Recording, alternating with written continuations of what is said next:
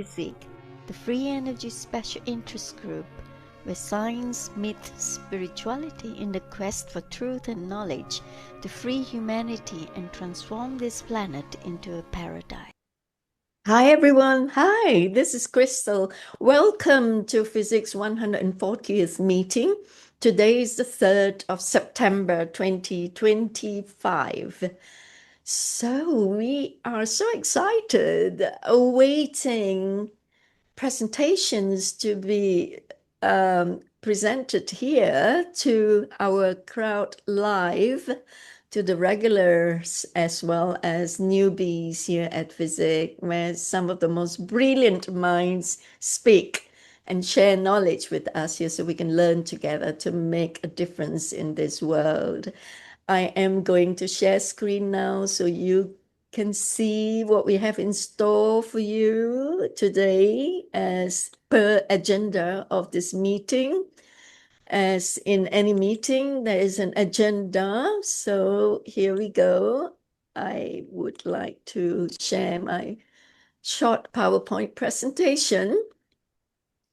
FESIG is the Free Energy Special Interest Group. We have the, oh, hang on a minute. Let me just make it big screen. I have some problems with the screen. Just give me a moment. Yeah, that's better. Okay, now it's full screen. I can share. Yeah. We actually meet up once a month, every first Wednesday of the month, and we welcome you. Please note down in your diary, the first Wednesday of the month is our FESIG meeting. Oh gosh, it got stuck again.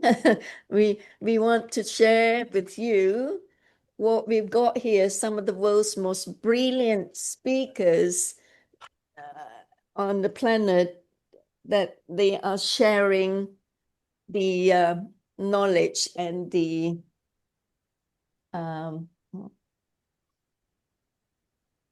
and their developments with us in their presentation. So FESIG is a platform where science meets spirituality.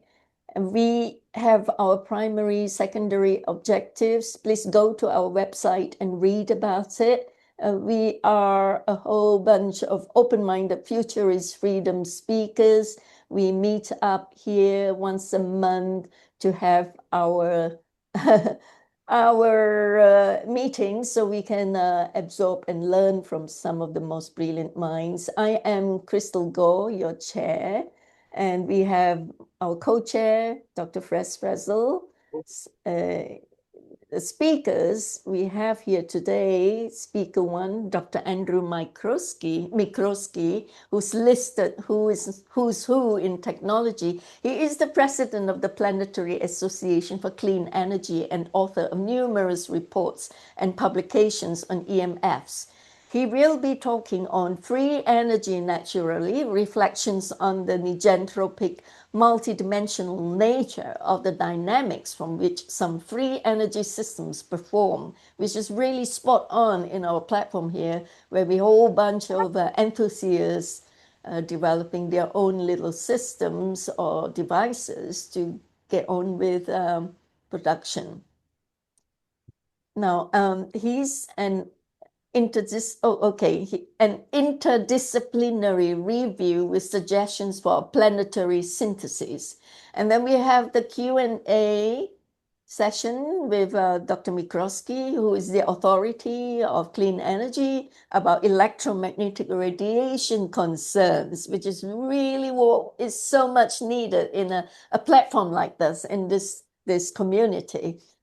So he can then guide us on the safe building electromagnetic field design guidelines, monitoring protocols, bioeffects assessment, legal and quantification issues before any one of us get hurt in any way. We're tinkering around on production of electricity and power supply. And then after we have done the first session, our second session, we'll have Patrick Riley, a quiet savant and visionary leader in finance and technology, renowned for founding Atom Industries. He will be speaking on the source of electricity as it exists now and the common misunderstandings of energy production that will transition into his explanation of his free energy design that accomplishes the same as any current energy source. He will be explaining the electric universe and disproving gravity as a theory replaced by electrostatic fluid dynamics. So it's going to be very, very interesting times, folks. And I trust that you will stay put and just attend the next session and don't go away, because we are going to have very, very interesting subjects here being discussed. All right, so we go on to the next meeting. If you could pen down in your diary, that will be our 141st meeting on the 1st of October at 6:30 p.m. BST, British Standard Time. And once you got that down in the diary, do look out for announcements on Facebook. And I urge you to join our Telegram group, Facebook, and other social media groups if you want to know. Or go to the website. That's the best thing. Go to our website if you want to know who will be speaking the next meeting, the next meeting, the next meetings. We have all the announcements there, okay? So write to me, crystal@truevisionofpeace.com, if you've got anything that you want me to, like any speaker that you want me to invite to speak here so you can learn from them.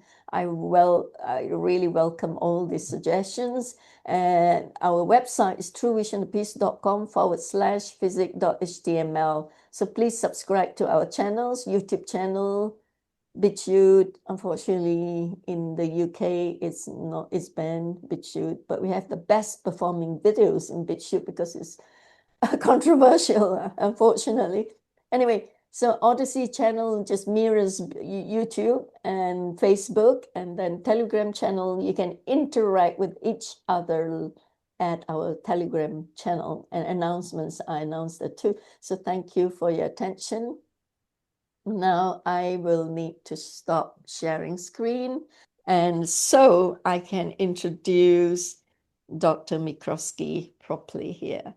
Dr. Andrew Michrowski is the president of Planetary Association for Clean Energy, PhD in Architecture, Urbanism, and Regional Planning. He's the author of numerous reports and publications on EMFs. Indeed, he is the authority of this subject. He's in the listings of who's who in technology, who's who in Ontario, that's where he hails from, who's who in international organizations, international who's who of professionals, Governor General's list of environmentalists. So he is the man, folks. Right, and if you want to write to him, he's got his email address, which I will read out in a moment. Okay, I will. Oh, hang on a minute. I will read it out now. Okay, so if you want to write to Dr. Michrowski, his email is pace, PACEINCNET @gmail.com. PACEINCNET And his website is pacenetwork, one word, .org. Okay. So folks, if you want to keep in touch with him for whatever that you need from Pace, he's here with his contacts that I've just read. All right. Now, I wanted to say more about his accomplishments and the experience that he brings here.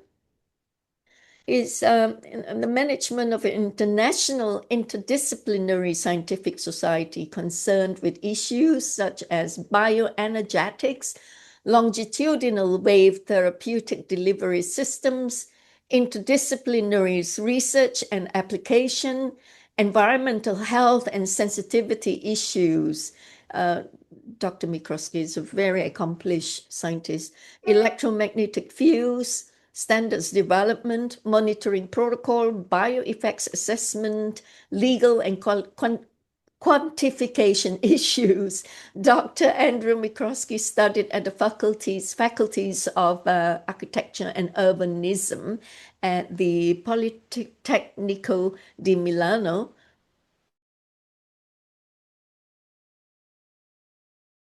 Milan, Italy, where he received his degree with honors. He has served with the Department of Indian and Northern Affairs as chief planner, followed by senior positions with the Secretary of State of Canada as forecaster, analyst, and program evaluator.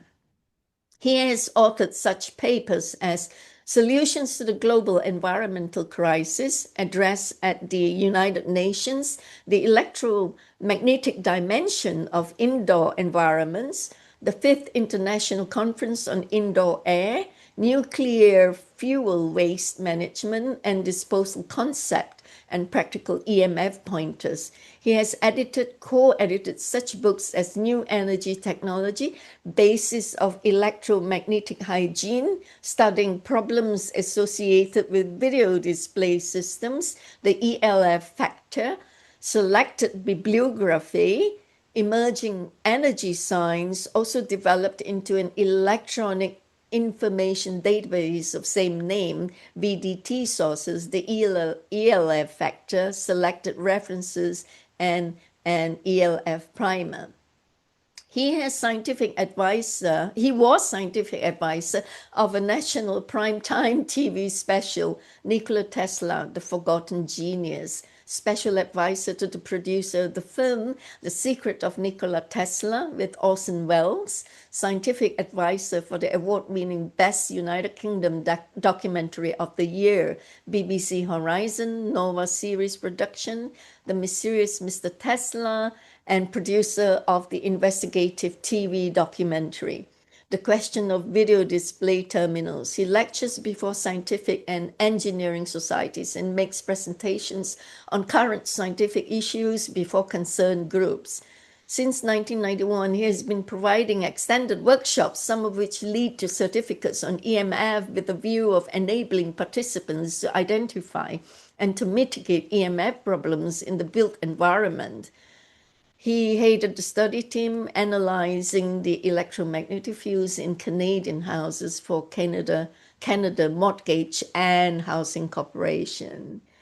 Thank you so much, Dr. Michrowski. Over to you now. Will you take the microphone and start your presentation? We're all ears. Thank you. So I thank you for the invitation and the generosity of offering this viewing to so many others. Thank you very much. Our pleasure. So please put on the slideshow. Yes, I will. Just give me a moment. Yeah, I got it. Dr. Michrowski is asking me to share screen. So folks, I'm sharing screen right now. His PowerPoint presentation, his PDF rather. So here you see on the screen. Now, if we are going a bit fast, you can always freeze frame to hold it to read everything, because any presenter wouldn't be reading everything on the screen because it takes an awful lot of time. So there you go, Dr. Michrowski. I'm going to scroll up to the top. Here we go. Okay. So this was prepared in a very short time. I'm sorry. Okay. This presentation was prepared in a very short time. I started with about more than 30 slides, and I honed it down to 16. It's a vast subject. The real subject, which is not covered here, and that is that it touches physics, chemistry, life sciences, social and economic and political implications. 30 years ago, at the request of Concordia University in Montreal, I gave a 2-day, 10-hour lecture on just one aspect of free energy, and that was the economic implications, specifically in the context of the province of Quebec, Canada alone. So also, please note that in some circles, especially in the German-speaking world, free energy is referred to as space energy. And I can show you, please. I can show Oh, you hang on a that. minute. Yeah. I Yeah, will scroll up back. next slide. Accidentally gone down. Yeah, there you go. No, Next. no. Please go back to the. Okay. Okay.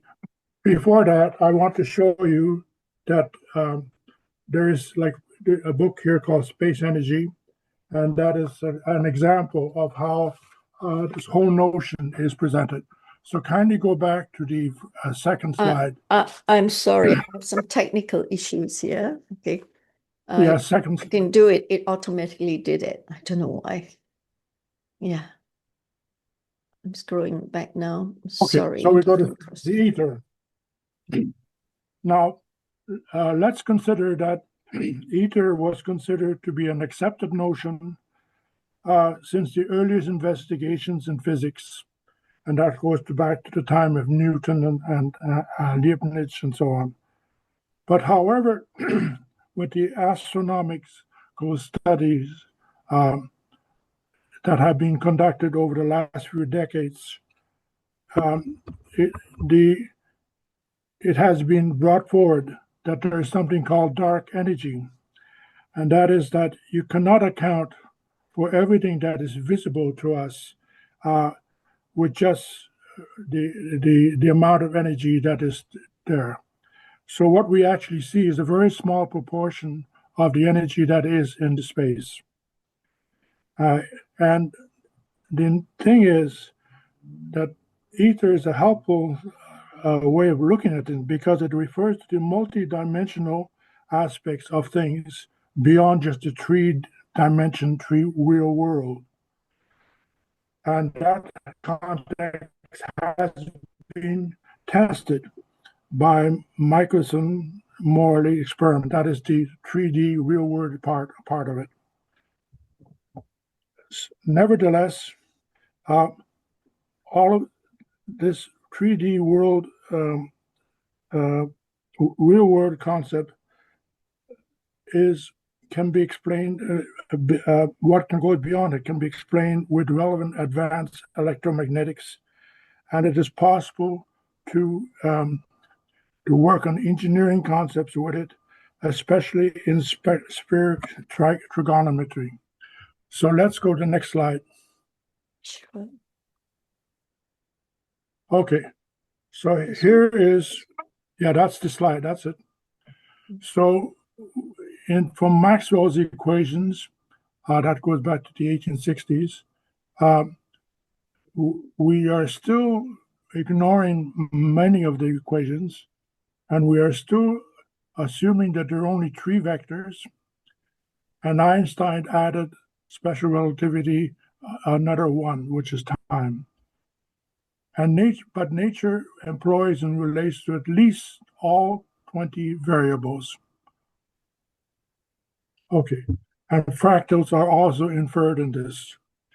Okay, let's go to the next slide. Now,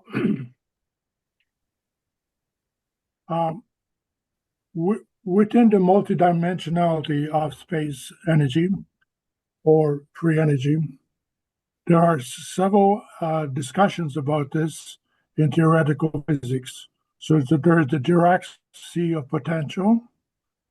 There's the notion of zero-point energy as an infinite background state.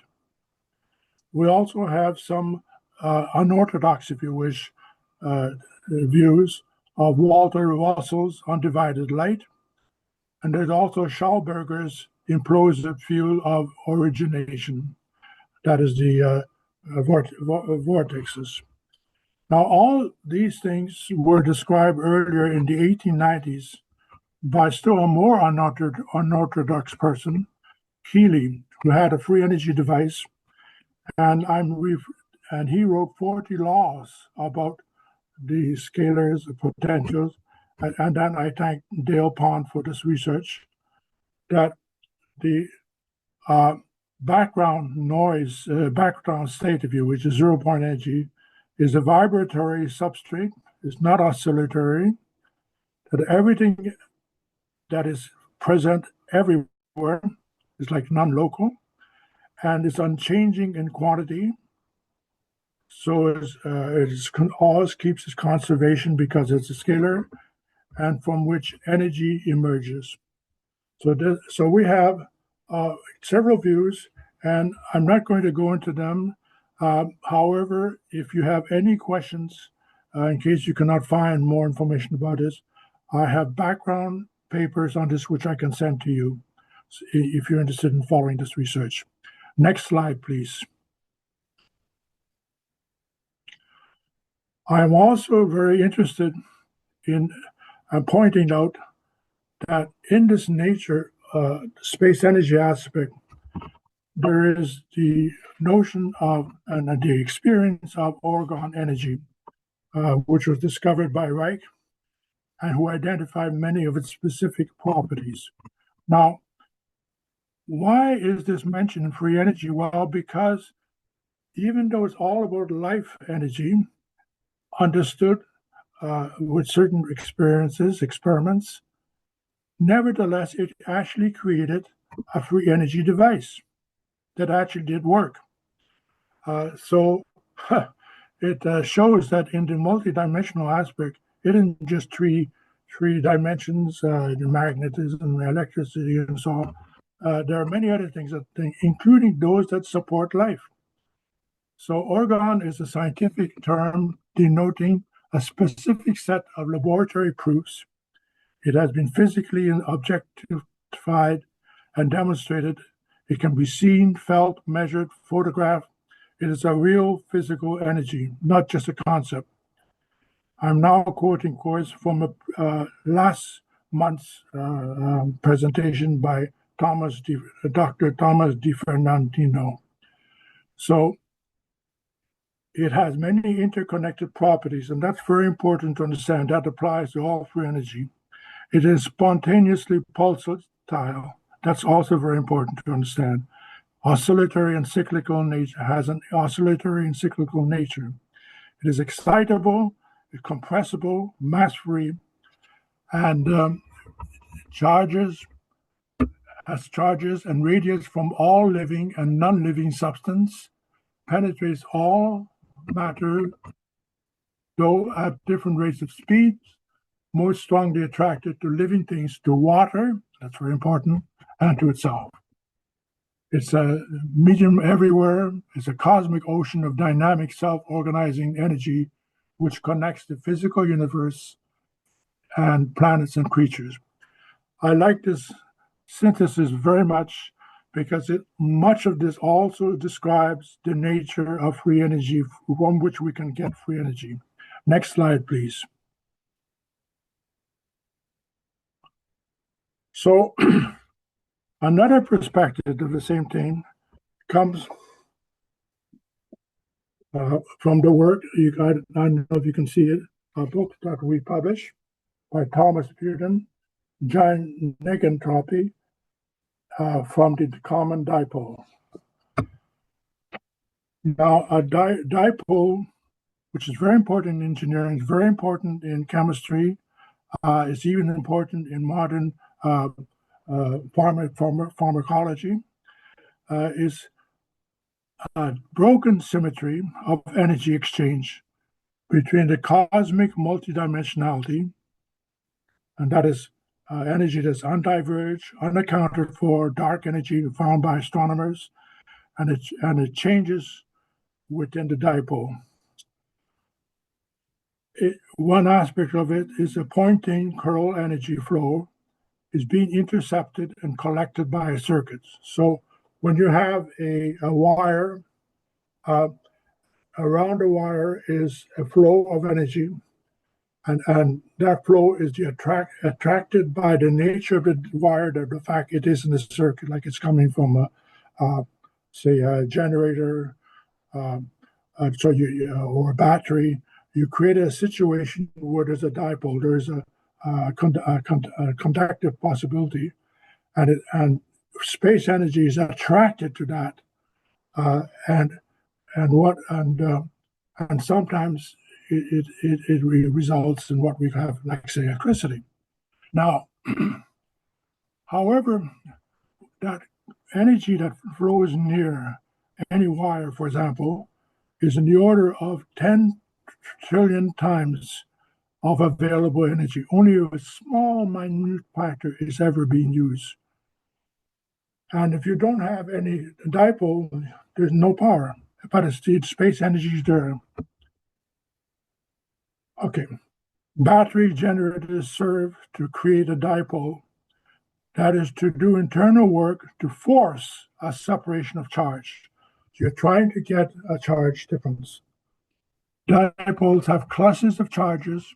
They're composite charges, and the earliest known dipoles, according to astronomy, is 15 billion years ago, which they call the start, boom, Big Bang, have reordered a fraction of the entire universe energy, whose magnitude varies inversely at the radial distance from dipole. So it keeps on going, okay? It's we have at least, according to physics, at least 15 billion years of experience in this. Let's go back, next slide. Next slide, please. So any dipole has a scalar potential between its ends. And I'll give you an example of one. Cells, living cells.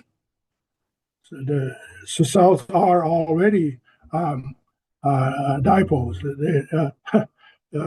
Inside the cavity is 1 million volts per cell. I mean, haven't think about that.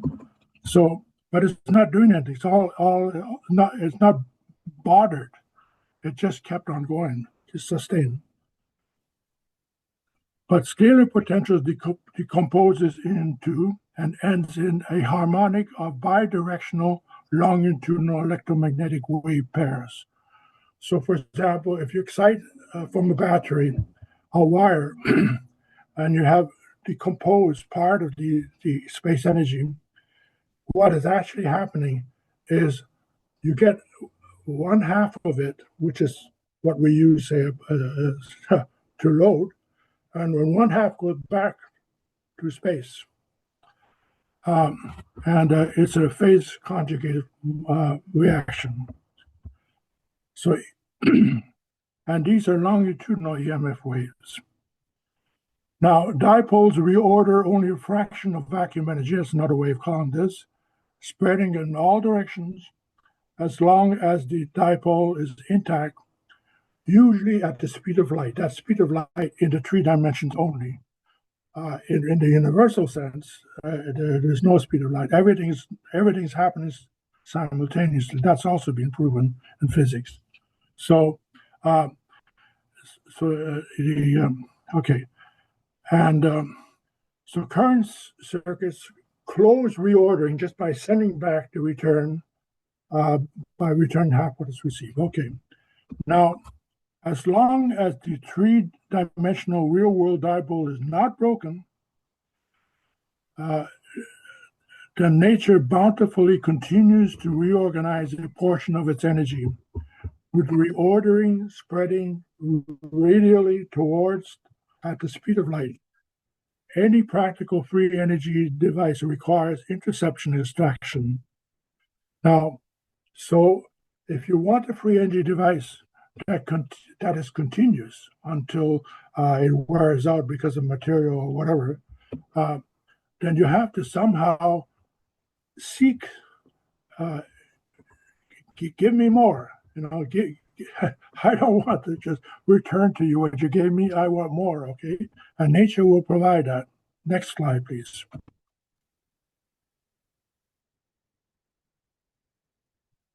Now, here are some interesting illustrations. Now, the first one to the left is the logo of the Planetary Association for Clean Energy. It came in a way because when we were created, we were making a presentation to the Prime Minister of Canada, who at that time was facing, first of all, the oil crisis of the 1970s, the energy crisis, also requests for starting to have loans, debt, public debt, to create nuclear reactors, and also requests to have oil pipelines in the Mackenzie Valley, in Northwest Territories, and also requests to have big support for big dams in the James Bay area, all of which were very, very expensive. At that time, the debt of Canada, I think, was about $75 million. Now it's over $1 trillion. Now, all that was because of the energy crisis. Anyway, in that presentation, we were showing that Nikola Tesla had a system that allowed for transmission of electricity, which at that time Canada still had a lots, and could be sold anywhere on the planet without just through the ionospheric conditions. Now, what you're seeing there is what Nikola Tesla put down on paper after looking at a single wire, that he managed to send electricity not with any return, okay, and he was watching it into his eye. And what you see in the center is the wire producing energy, sending it to him like it could be even. It had no biological effect, but it was a scalar, so it had no effect on the body. And no effect on the eye, but he could see the swirl coming in to it, and you see there's no energy really going through the wire, but there is a huge amount of curl, which is the Poynting vector that he saw. And it gives us some of the idea of the ratio of 10 trillion to 1. What's involved here are lots of things going parallel and in the direction of the transmission. Now, I only brought this up in this particular thing because in the previous lecture given by Tom DiFernandino, he came up with this image that was produced by Reich and about the cosmos, about what Orgone is all about. And that image also has a history going all the way back to Descartes and to Lasage.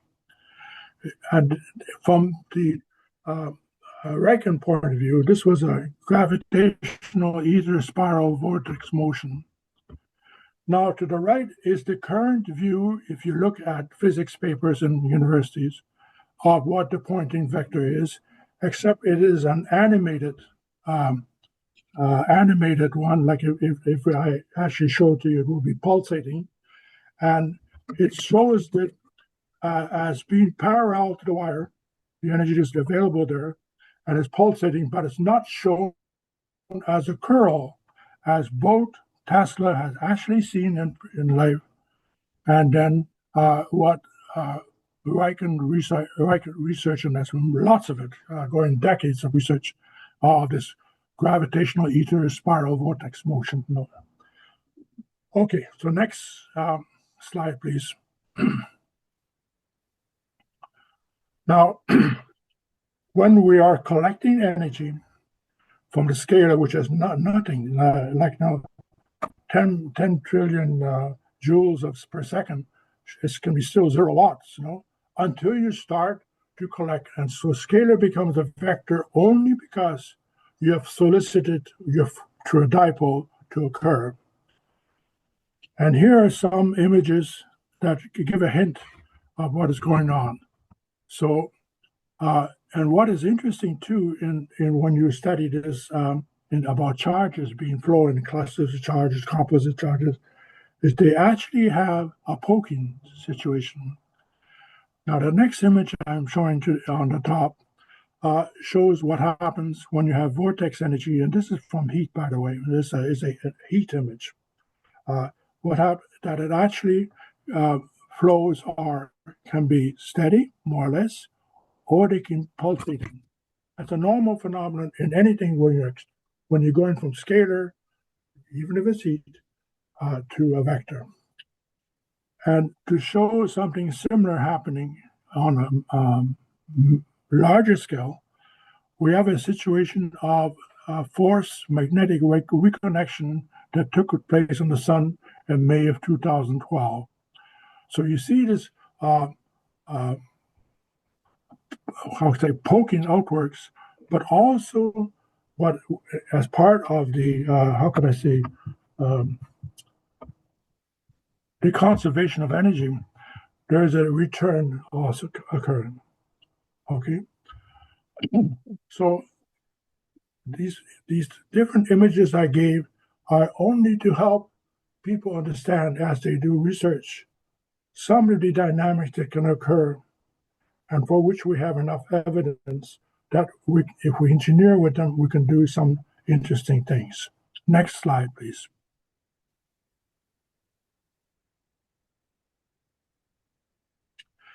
Now, more recently, this goes back to about 6 years ago, with very good microscopy, very good cyrogenetics,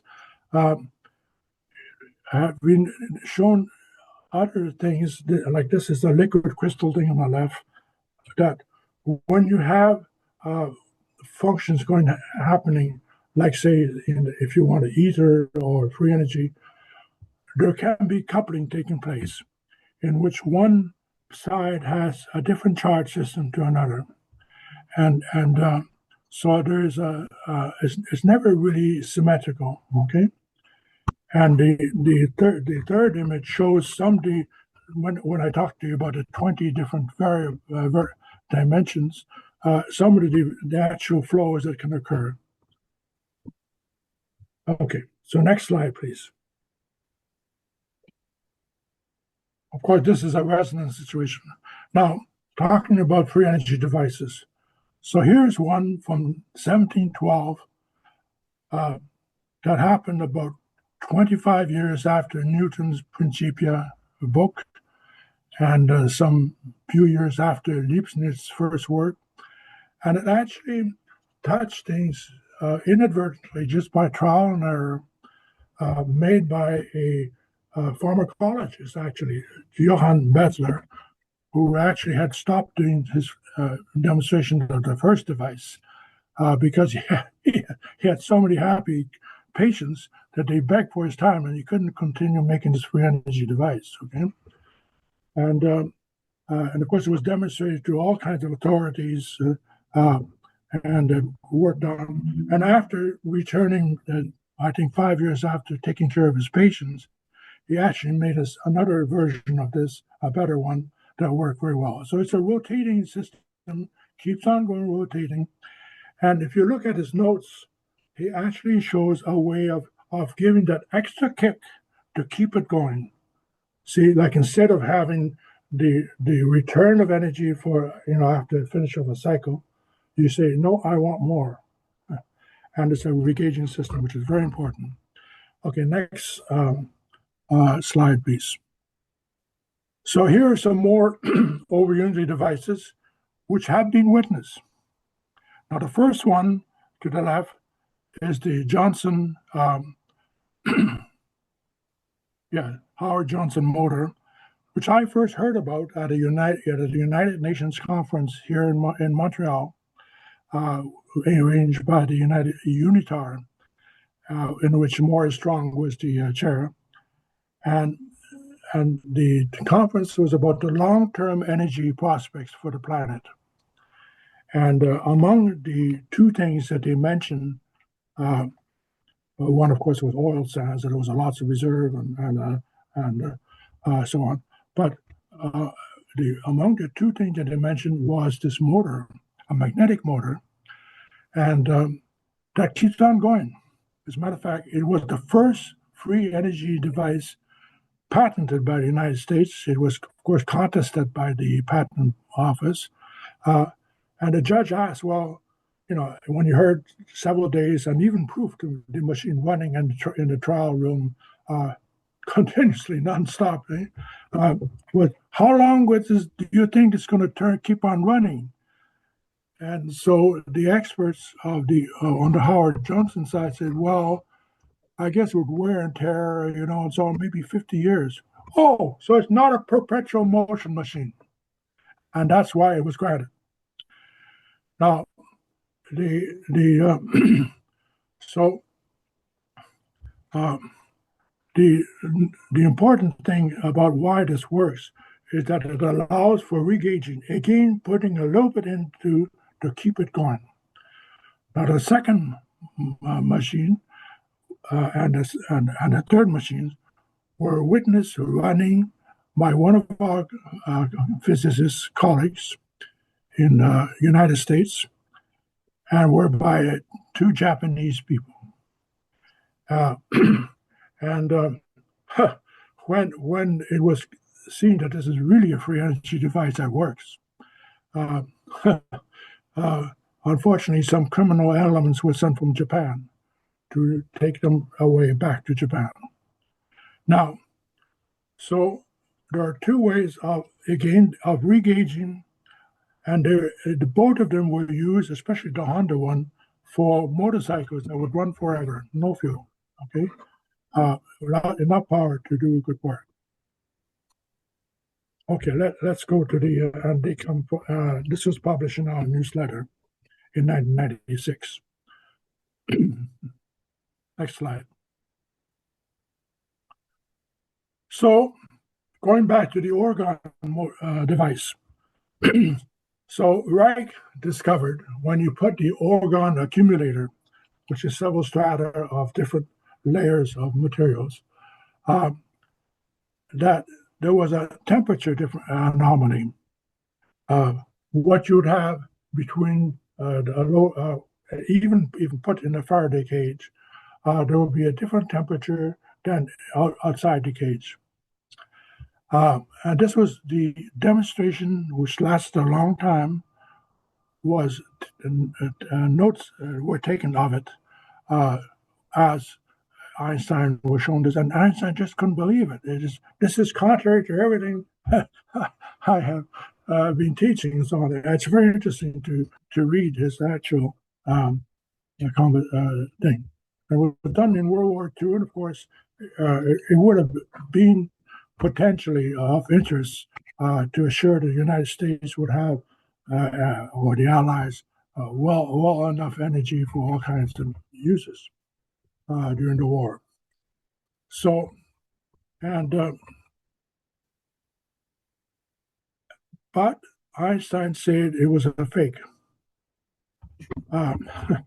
So one of our colleagues here in Canada, Paul Correa and Alexandra Correa, his wife, repeated the experiment just based on the recording by Einstein's secretary, and they did it. It was exactly stated and claimed by Wilhelm Reich. Now remember, Wilhelm Reich was seeing this as life energy. No, it was, and in a very different way than we still do not accept. Even I have to force myself to consider that all that space that we have is actually living, or as one of our co-founders, Andrea Poharis, said, it's a state of mind. It's mind. It's a mind universe, But so yet somehow this mind, emotion, life can actually produce effects. And in one of our publications in the early 1980s, we actually had a paper about the Reich's motor disclosed. Okay, so by the way, the separation, and of course, it all depends on separation of charge. That's a very important element. Like this, you're creating a dipole, and in this case, the dipoles are created because you have different layers, but it has to be done properly to have a full effect. So you also have the field lines of any dipole, electric, magnetic, acoustic, or living cell has this kind of field. Next slide, please. Now, another example, which also received a patent, is the motionless energy generator, or MEG. And it's a very small, as you can see, it's very small, but it can produce 1.5 kilowatts, and it's stackable. As a matter of fact, it was demonstrated, just for your interest, to show you, to Kansas City Light and Power, one of the largest electric power generation people in the United States, the chief engineer there. And he was actually ready to build a stackable system, for to power, say, city of Kansas with this type of motion system. But of course, for some reason, for disappointing, the management did not allow it. Okay, so there you are. It's a motionless energy generator, it also gives you an interesting aspect. One of the interesting aspects of free energy is that energy would not have to be, and this is one of the teams that I made at the Concordia University, does not have to be in the hands of a utility. And it can be either common ground stuff, like neighborhood, or can be actually in everyone's home. You have your own energy power, and it just keeps on running, okay, at the frequency as you want. Now that's another thing too. Because of the nature dynamics of free energy or space energy, as is the case with the MEG, you can prescribe, by the way engineered, whether you want it to be 60 hertz or 50 hertz, or do you want it 300 hertz, or do you want to have a certain waveform, or whatever, okay? Which brings out a situation that what we know about electromagnetics, with AI and all that stuff, and all the drones and stuff like that, having free energy devices that are even more susceptible to modification, for good or bad, makes it a very contentious situation. Okay, so next slide, please.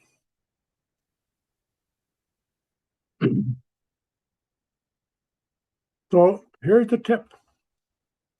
While you can induce charges, like and it's possible to annul them you can bind them back to normal, and that has been discovered, I think, incredibly creatively by some scientists, and it has ended up being a commercial product, and that's called the LifeTune technology.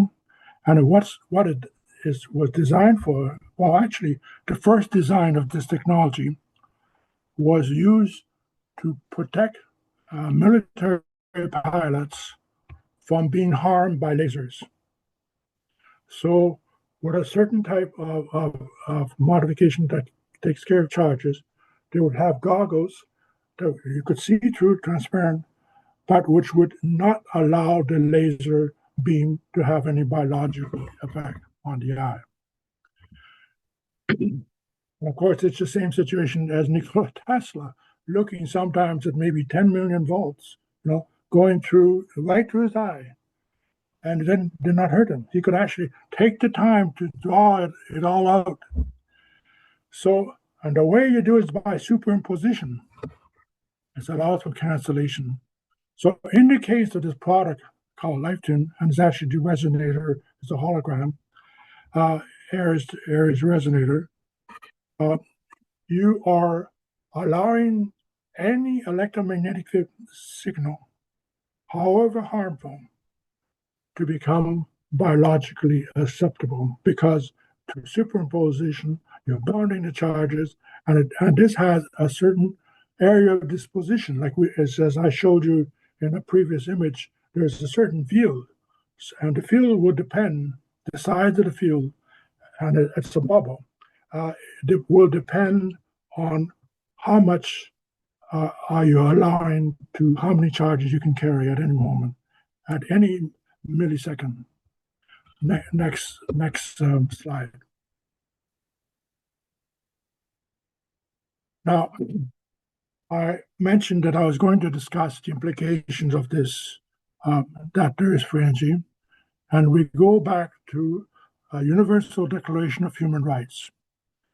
Now, this declaration came as a rebuttal by intellectuals, if you wish, One of them was a professor at McGill University, Humphrey, and a colleague of his in the French forces, and who had become the Assistant Secretary of the United Nations as of 1946. It was a rebuttal to everything that World War II incurred, trying to bring some sort of common sense, if you wish, for humanity. And it was adopted in December 10th, 1948. And Humphrey himself saw 67 conventions, including things like Status of Women's, constitutions, and Amnesty International. And he was the first director of the UN Division of Human Rights, of which our association has representation in Geneva. Now, what's important about this particular document? Please raise it. Please raise the slide a little bit. Could you? Okay. So Article 27 says, everyone has the right to share in scientific advancements and its benefits. We do not need a situation that's happened to Kansas City and Light, where a manager, an engineer who wants to implement and makes things available, like cheaper electricity than from oil or gas, and want it given to his clientele, being told by, say, his own management, you can't do this. Even it would cost, I think the cost of making that central station would have been maybe less than to make a one kilometer of wire, transmission wire. Okay, it might have been maybe $100,000 and replacing some that cost maybe $50 or $60 million. So that is one thing that has to be respected. That if there is an improvement that can do good, and it's for the average individual in the world, when that person has the right to have access to it. Let's go to the next stage. Next slide. Now, in more modern time, this is like 5-6 years ago, I looked at the goals of the World Bank, the common ground of many NGOs in the world, and the prevailing energy crisis. We are still suffering from the energy crisis in the world. We have created lots of capital to keep on going, but that capital is part of the huge debt that the world faces. So anyway, the World Bank goal is a world free from lack of basic human needs, such as food, water, shelter, freedom, access to education, healthcare, or employment. So, and things like food, water, shelter, do require energy. That's part of the quantum of making them possible. And if that is not available, say, in certain areas of the world, that's in part because there's no free energy devices there. And of course, the common ground for NGOs, non-government organizations, is to improve the quality of life. And again, following through in the World Bank thing. So we have to take care of looking at the energy crisis so that these rights can be attained and maintained. So we have to, the challenge is to ensure sharing of scientific advancement and the benefits. Thank you, and that's it. Thank you very much. I remind you, you can always write to me. I can give you supporting information. Oh, thank you so much, Dr. Michrowski. We are carrying on the work, standing on the shoulder of giants like yourself and your counterparts and the members of PACE. We are really very grateful for doing the work and paving the way ahead for others to follow. I'm really so honored, to have you here on this platform to share your knowledge and the history behind the free energy development.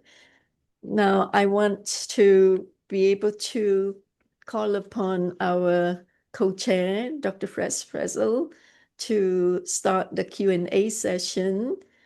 Go ahead, Fres. So thank you very much, Crystal. For our audience, let's take a look at the first device that you mentioned from Nikola Tesla. We have two different versions of that, and I'll illustrate it. The common one is the conical shape, and it has certain properties electrically. We have the second shape. Okay, it's a conical coil. We have a second shape, which is slightly different, which we see in some of Tesla's work also, which is the same conical shape, but instead of the terminus end pointing towards his eye, the terminus end comes around, goes back, and there is two ways of operating it. You can put your positive charge where my fingers are and the negative on the blue, or the reverse. They have different properties, and it has to do with the toroidal fields that emanate from it. In your example that you started with, which one are you referencing that Tesla looked at? Okay, I will only talk about the wireless transmission of electricity. Okay. Okay. So if you look at the tower in Long Island, what he did was approximately 300 feet up from ground, have a huge capacitor where the best know-how of that time, and he had a very good architect, by the way, who had to work with wood and do it, you had to collect the most possible charge without releasing them, just collect the greatest capacity. On the bottom of that was a coil similar to yours, a pyramid. It was not pyramid, it was a flat coil, but it was also wound like that. Okay? But it was like a coil that's suppressed. Yeah. Okay? But it would be suppressed, okay? And in between, he had a dipole. So he was creating with the maximum possible use, taking energy from the Niagara Falls, hopefully, to create a huge scalar potential.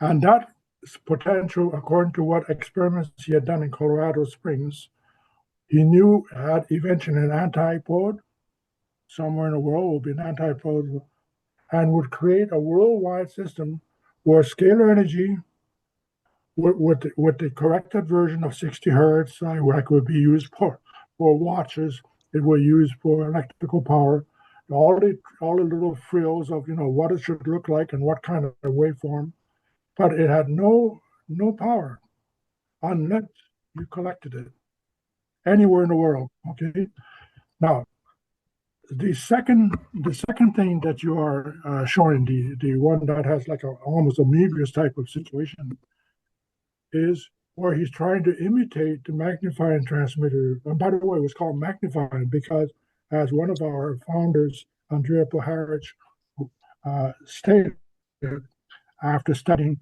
Nikola Tesla's papers on behalf of the Pentagon before they were sent to his here in Kozanovich in Yugoslavia, and eventually to the Nikola Tesla Museum.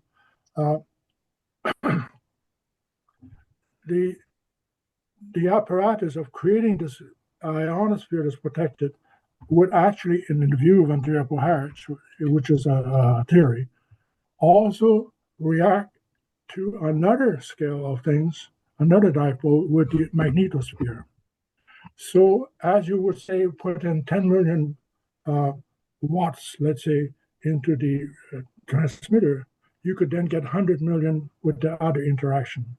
Always as a scalar potential. There's nothing no effect. You can look through it, you know, like Nikola Tesla did, but it could be collected by a receiver that would understand it and then become normal electricity as we know it in 3D world. So, and that circuitry that you have shown as the other one imitates without having, you know, huge capacitors and taking power from say a generator. It gives you the chance to replicate some aspects of creating a scalar field from which you may or may not be able to do something. I don't know what experiences you have had with it, you know. All right. Another example, I'm going to give another example. This is very interesting. Sure, sure. I did not, let me continue, please. One more, please. One slide that I did not put on was the electrostatic motors made by Oleg Jefimenko, a professor in, I forgot now, West Virginia University, I believe it was. What he did is in a way different, but totally electrostatic.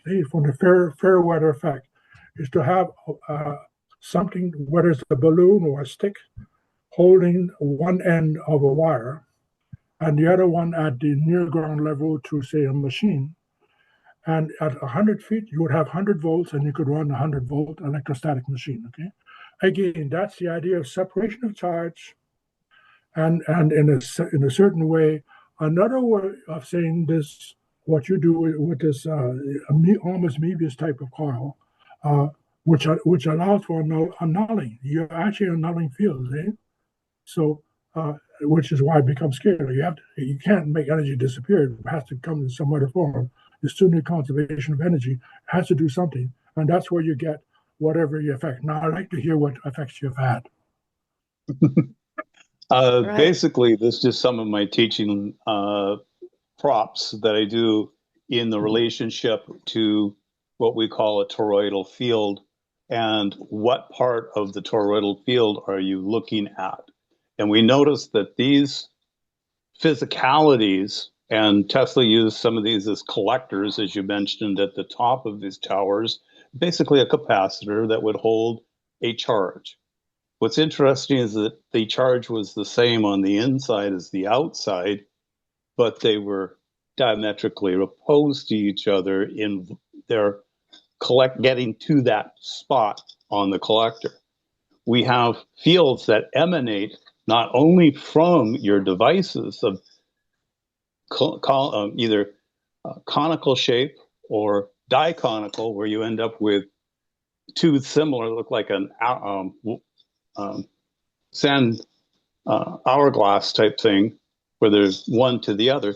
But what you're replicating is the physicality of the magnetic fields through your toroidal field, which comes out and around. And in one of your diagrams, you had the picture of the spider, as I call it, where you have the loops on one side and the legs sticking out on the other, but you're really representing a toroidal field in cross-section. This is just observations and things that we do to teach people what we're looking. Then the next question is, when we ask the students, what do you want it to do? Because you have to design your system from the endpoint where it discharges backwards through the device, much like you said when you had your big antenna down to your motor or whatever, sitting close to the ground for your discharge, so it travels through it. The end result in most of our cases is that our electricity goes to ground. That's our terminus. And then our potential difference is from high potential to low potential, and it travels through as an electromagnetic field or electrical field. That's kind of a quick explanation of what I'm doing here with that. And I see we have a hand up for a question also, but go ahead and riff if you'd like to comment a little bit on.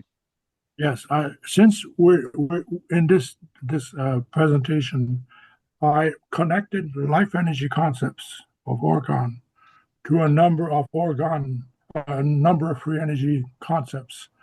Mm-hmm. I want to bring to your attention the work of one of our colleagues, actually a director of our association, Glenn Ryan, a microbiologist, and he has been studying DNA for many years for a number of reasons, how they react, and even to all kinds of situations. And he found, took a particular interest in about 30 years ago to DNA that's actually clustered as toroids. Mm-hmm.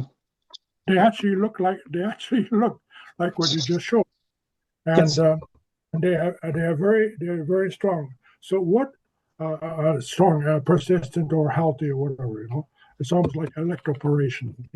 So the notion is, what do you do if one masters it and understands it? It can be a way of what we would call immunization, so to speak, enhancing life system cells to be at their best. Mm-hmm. Okay, by more harmonious charge geography, if you wish. Let's see. Stanoyan, you have your hand up. Go ahead and ask your question. Unmute yourself. Can you unmute yourself, please? Yeah. Okay. I was interested in free energy.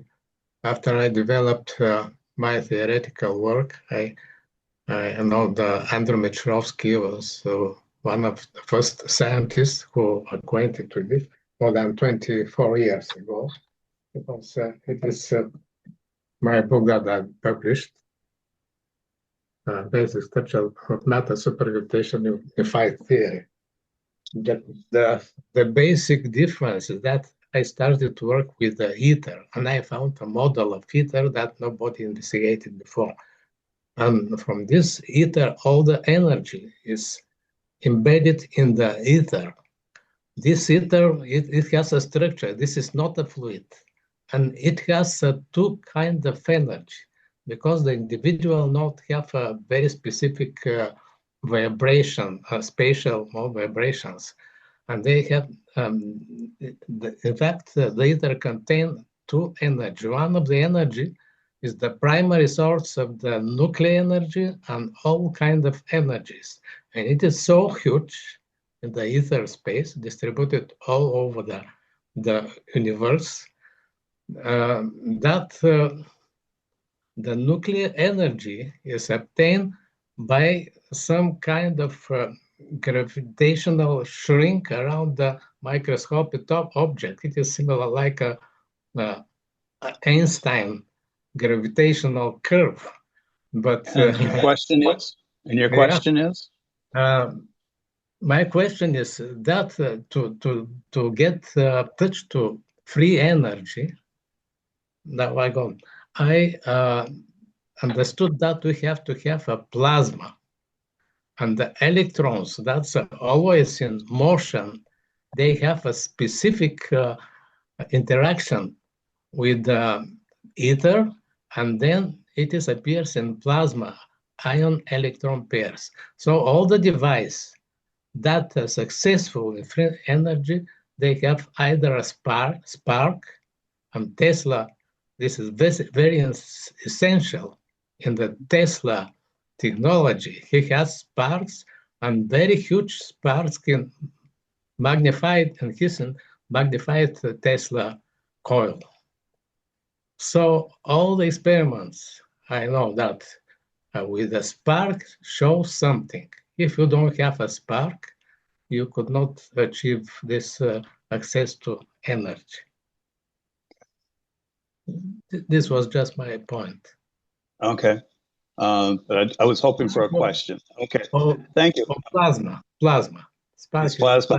We see it in the work that FESIG has done over the years, looking at the different devices, that we get anywhere from a microplasma event to a macroplasma event on the different devices. And this goes from the GEAT engines clear up to some of our folks that really deal in high voltage and fast capacitors and inductors. And it's that shock and draw. And so Plasma, yes. The problem that we run into with spark gaps and things like that is the noise that comes off from it in the radio frequency bands. And one of the things that we get shut down really fast is from the governments who have regulated the different frequencies that they broadcast on. And if you go into a broad spectrum frequency generator, such as a spark gap, they come and knock on your door. Yeah, that was what we were Crystal, talking about. Crystal, back to you. You had your hand up. Go ahead. Yeah, that was what we were talking about Must earlier. put some screen. Yeah, outside. Earlier, because I was Faraday cages. reading Dr. Michrowski's bio, and he's the expert of the EMF radiation dangers and stuff like that. And then he was talking about the Faraday cage and what it entails, and the Faraday cage combining the Orgone energy streams as well as even living cells. That is something to think about, isn't it, Fres? We have several folks that are working on different processes, and one of them is using this layers of material, orgonite type of situations, and then introducing a specific frequency. And they've landed on basically the violet light frequency in that range. This sets up an expansion because it is a frequency against the crystals which are dissimilar in the orgonite, and produces a warm glowing feel. And in their claims in the orgonite stuff is that the animals come to the source of this. They're attracted to it, the birds, the deer, the insects and stuff, as a either a heating, they claim as a healing modality. So let's say each spot has a different, that case, the plasma event is in the violet light generator that they insert into their orgonite for healing. Yeah, and then we had Mike Emery speaking about his bubble tech that attracts insects, animals, and stuff like that. Yeah. So this is all coming together now. When Dr. Michrowski was talking about his electromagnetic radiation dangers and how we can protect ourselves, the safety measures, and it's really so wonderful.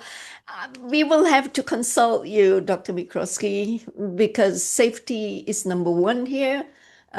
So people here who are tinkering around with free energy devices, they need to bear in mind that Faraday cages are essential, and how these cages are going to be constructed to be really protecting them. It's essential, and we need you. Okay, so right. Would I be able to do a summary, because it's coming to a close now, Fres, unless you have some more points that you want to bring up with Dr. Michrowski? I was just going to, on the Faraday cage material, we take a look at Tesla's work, and basically something as simple as chicken wire mesh, which is fairly large, protected him from the high voltage. He could stand either inside or outside of that cage. We see that and that's 50 or 60 cycle scaling of that.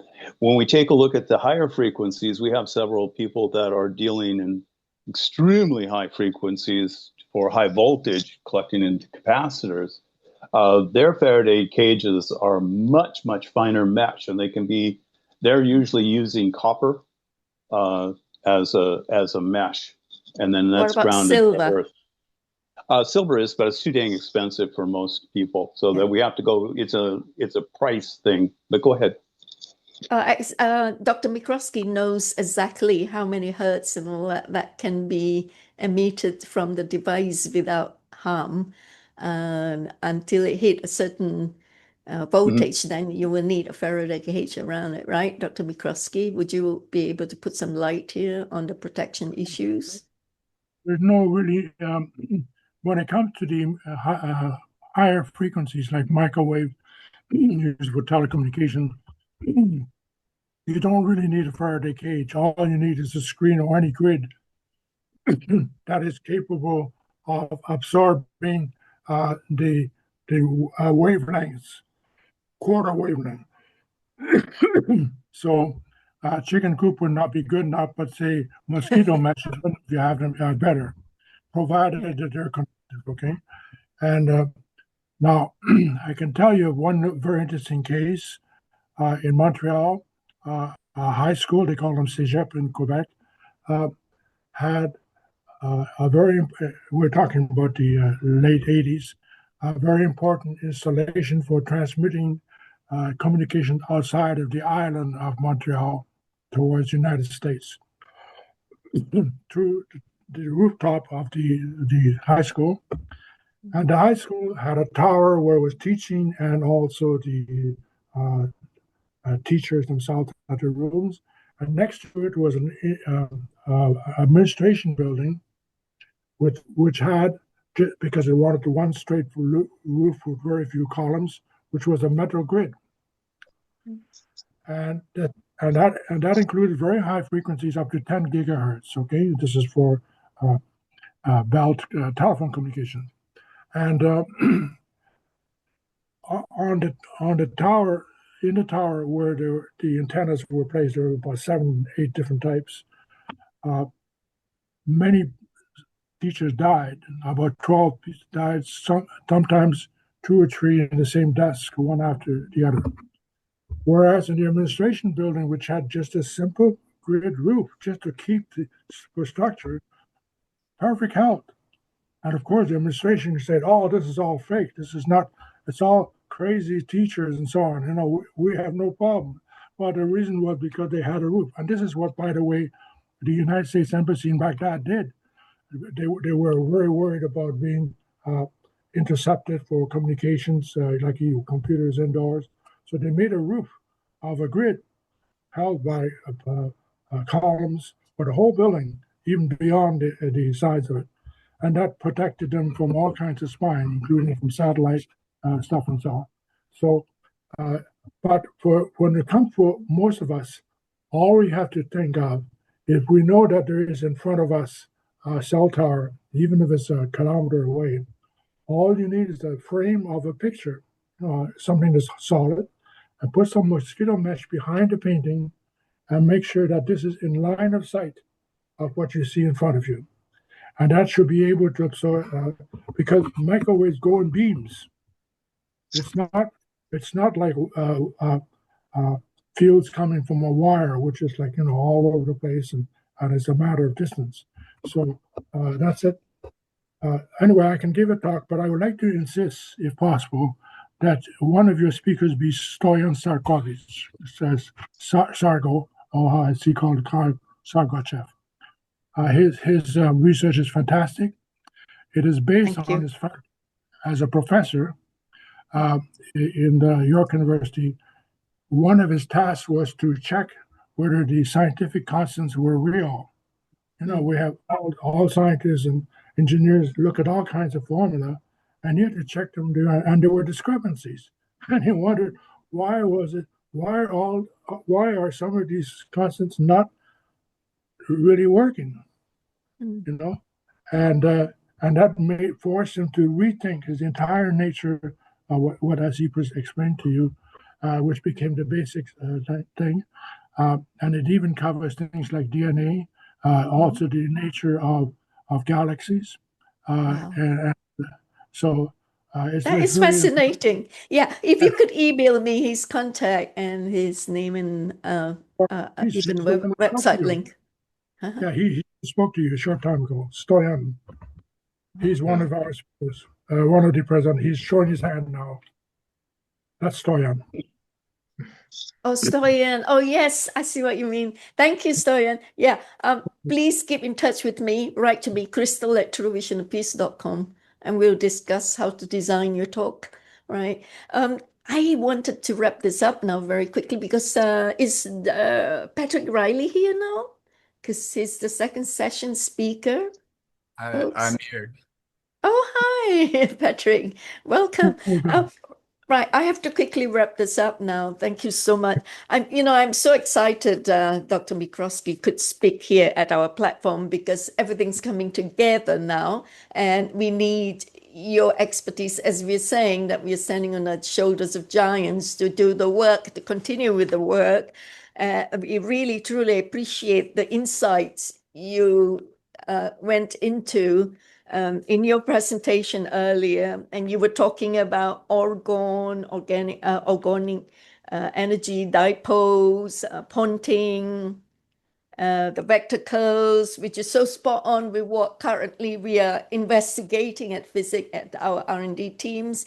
That's why Dr. Fraser's like so excited showing you the vortex coils, Schroberger's vortex coils that we are going to incorporate into the coils into the toroids that we're building. Well, I first had the idea and Fres was so excited and we're all developing and building into that. And thank you for showing me how the energy, showing us how the energy flows in the spiral format. We can always go back in the recording and grab what you have shown to apply. And here, this team, this platform, we are studying from some of the world's most brilliant minds in order to develop successfully what we are investigating.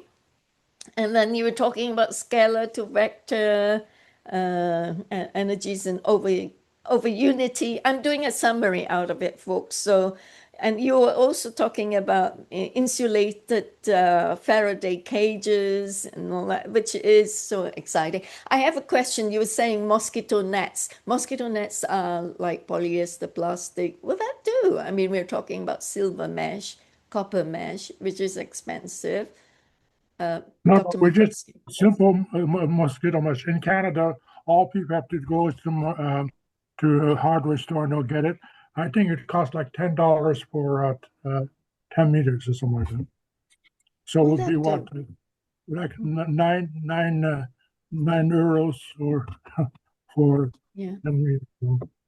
I bought copper cloth, copper mesh cloth to make into a Faraday cage for my smart meter in the building, which I cannot remove it, so I have to make the cover as a Faraday cage. Will that do? But if you were to use it, don't use it in front of things, but on the indoor side.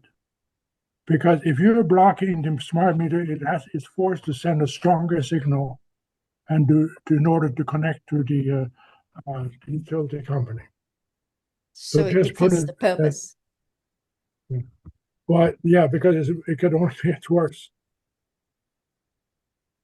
By the way, clocks, like you say, are very uncomfortable for environmentally sensitive persons because eventually they create, just like the Orgone accumulator is an example, eventually they create charges.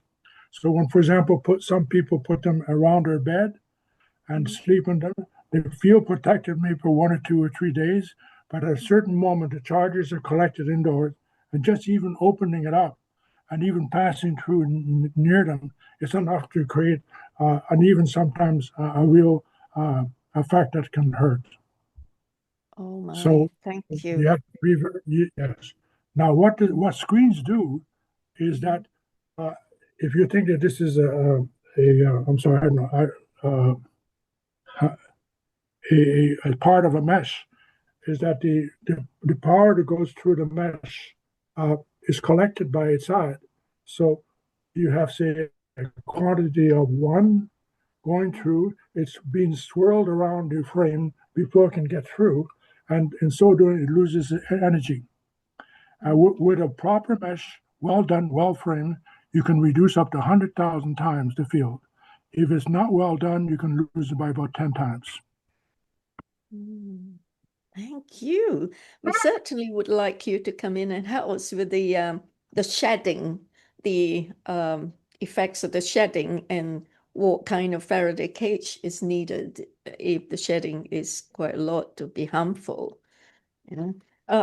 Also, I would like to end up with, you were talking about the MAG, the motionless energy generator, 1.5 kilowatts. And then you were talking about the UN Declaration of Human Rights, December 10, 1948. You said we have a right to share scientific advances and developments. That's the World Bank's goal. Oh, well, a world free of lack, but that's not happening. That was formulated in 1948, and now a lot of scientists and inventors and developers of free energy are hiding in fear, doing what they're doing, the inability to come out with what they have developed to share because of the establishment, like Fresh was saying, knocking on the doors when a certain amount of frequency is being released. So what are you saying to that, Dr. Michrowski? What's happening?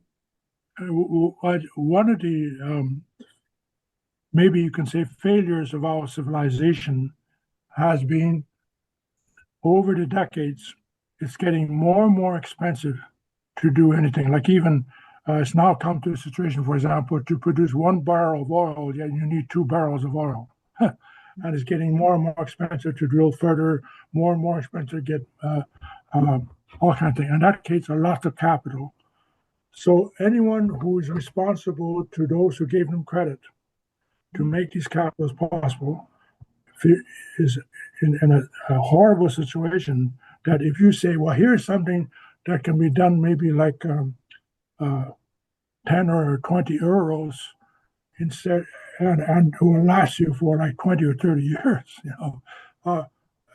And here you're, you know, spending billions of dollars or billions of euros trying to make something possible, like a new, or like even like now, Nigeria wants to make a pipeline through Morocco to 5,000 kilometer pipeline, which would cost, I think, $25 billion just to supply Europe with gas.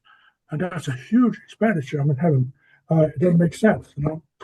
Whereas you could have small little generators like you saw it in Meg, enough to have, well, maybe 1 or 2 for a house in all of Nigeria, and everyone in Nigeria would have enough electricity to have air conditioning, to have cooking, and have pump water and everything. You know, it doesn't. You know, it's so we have become, and actually, people are very happy to raise capital because they get commissions, and engineers are very happy to produce huge projects because it's always on a percentage basis. So if you have $100 million plant, you know, here's a chance to get a few $1 million in profit. You know, and who wants to live only on normal salaries? You know, that's a bad situation. That's what we're facing. Right. All right. Thank you so much, Andrew. Fresh, do I wrap up because Patrick's here and his time's coming up? I think so. I think we need to wrap it up for our other guest. Thank you. So there being no other business now, this first session of FESIG's 140th meeting on the 3rd of September today is now being adjourned to the second session. So hang on there, folks. Don't go away because we're going to have another very, very exciting, interesting presentation by Patrick Riley. Okay, we can stop the recording now. Thank you, Dr.